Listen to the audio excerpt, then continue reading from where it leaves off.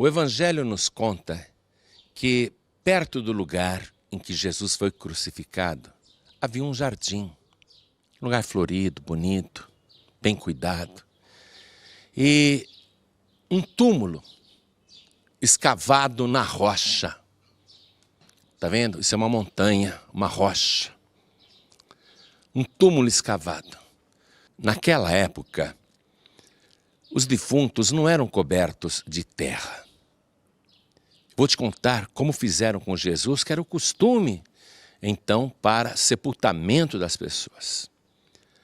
O corpo de Jesus foi retirado da cruz antes que o sol se pusesse naquela sexta-feira à tarde, porque depois da sua morte, o sol voltou a brilhar. Então, José de Arimateia foi para Pilatos e pediu o cadáver de Jesus.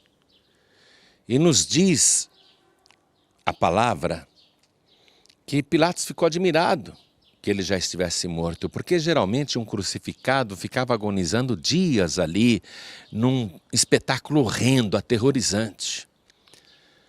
E Pilatos pediu para o centurião se certificar se Jesus realmente tinha morrido, que aí ele entregaria o cadáver para José de Arimateia. E foi um soldado romano lá e enfiou a lança no lado de Jesus e saiu sangue e água. Já expliquei que o sangue é a expiação, pagamento da dívida, e a água é a purificação. Então, tiraram o corpo de Jesus da cruz e estavam ali José de Arimateia e Nicodemos. E eles lavaram o cadáver que estava ainda todo manchado de sangue, tinto de vermelho. E lavaram com aquela mistura perfumada de mirra e aloés. E depois enfaixaram o corpo dele, envolvendo com lençóis, cobriram todo o corpo. E amarraram as pontas dos lençóis. E na cabeça, enrolaram um lenço e enfaixaram a cabeça dele e deram um nó. Era assim que eles faziam. Aí banhavam aquelas ataduras, né? Banhavam com aquele perfume e levavam o falecido para um sepulcro.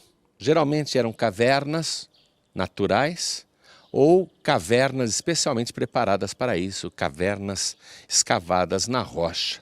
E no caso de Jesus, ele não tinha nenhum túmulo para ser sepultado. O túmulo pertencia a José de Arimateia, que era um homem rico. José de Arimateia tinha mandado escavar o túmulo para ele mesmo, para o dia que ele morresse. Mas quando ele viu aquele nazareno morto, que não tinha nenhuma vaga no cemitério, José de Arimateia, compadecido, e sendo ele, em secreto, discípulo de Jesus, ele deu o túmulo que havia preparado para si mesmo, ele deu para Jesus. Então, Jesus, com o corpo todo enfaixado por lençóis e o rosto todo enrolado por lenços, teve o seu corpo trazido para este lugar, o sepulcro, perto do lugar da crucificação, onde havia um jardim. Eu creio que era este o local. Veja o que fizeram. Não havia lá dentro uma cama, uma lápide, porque no chão era esculpido uma espécie de leito, onde o cadáver era depositado. Então eu quero que agora você entre comigo no túmulo de Jesus. Venha.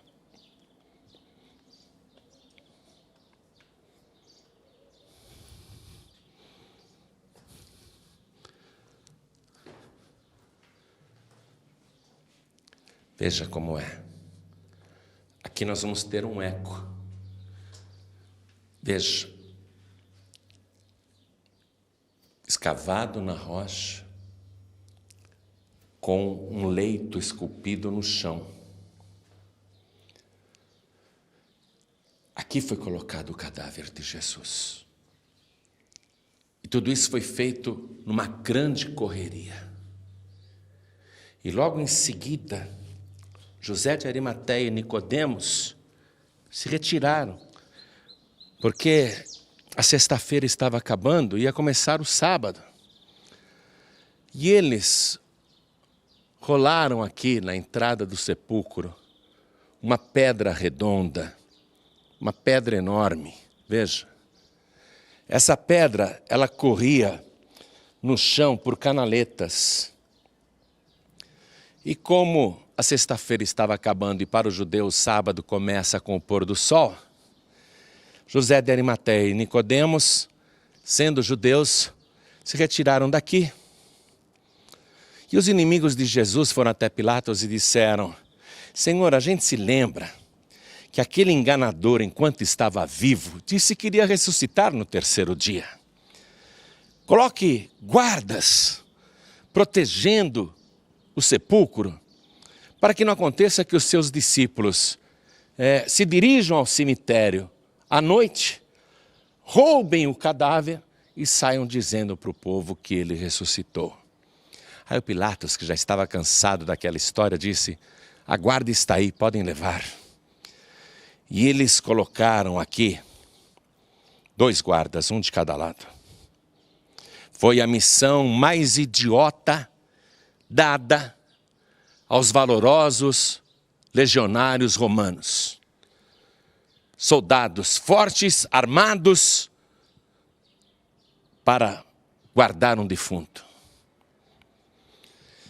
E eu diria também que foi a missão mais inútil, a prevenção mais desnecessária já feita por um exército. Mas os inimigos de Jesus ainda fizeram o seguinte: não basta só os soldados aqui, vamos lacrar esta pedra. E eles então violaram o Shabá, o descanso, e colocaram uma grande quantidade de argila, de argamassa, para chumbar aquela pedra redonda na entrada, para que ninguém retirasse a pedra. E os soldados romanos ficaram ali. Naquela sexta-feira, aí trocavam os turnos, vinham outros soldados, ou seja, fizeram um plantão ininterrupto, dia e noite, para impedir, primeiro, que alguém viesse pegar o defunto e roubar o cadáver, e para impedir também que o defunto saísse dali. Então, no sábado, os guardas romanos se revezaram aqui, em plantão, em vigília, guardando o sepulcro. Só precisavam guardar 3 dias. Porque se passassem os 3 dias sem que ele ressuscitasse, então tudo bem, não precisaria mais haver guarda nenhuma. Então eles ficaram aqui o sábado inteiro, sábado a noite inteira, aí começou o domingo.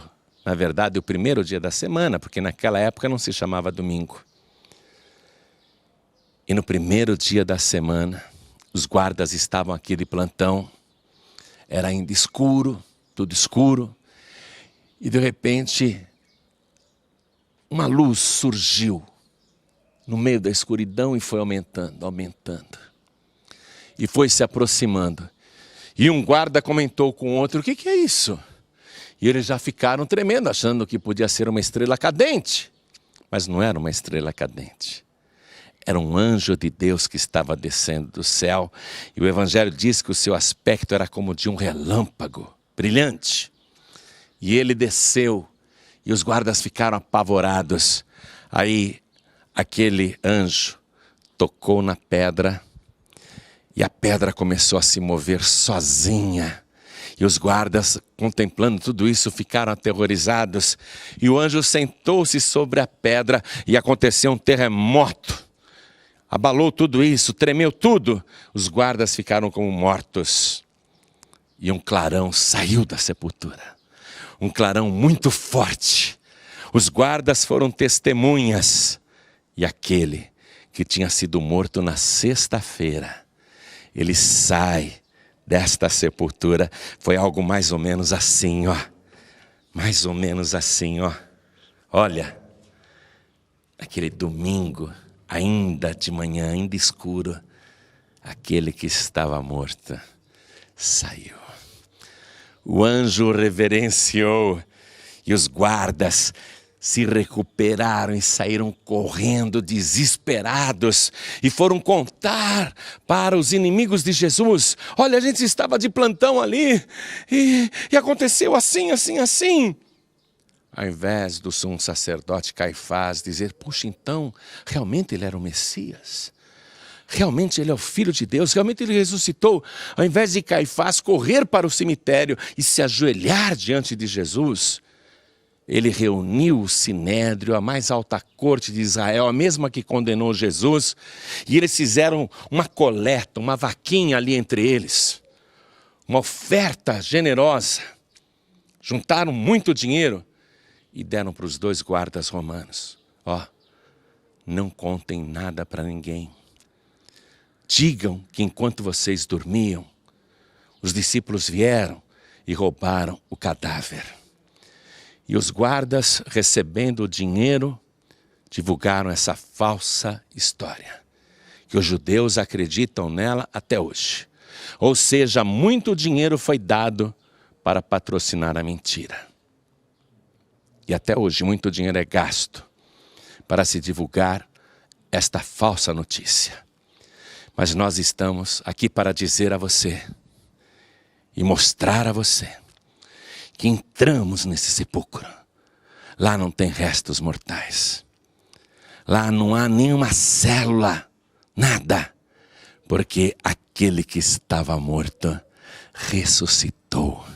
Tem nas mãos as chaves da morte e do inferno e está vivo pelos séculos dos séculos. Amém.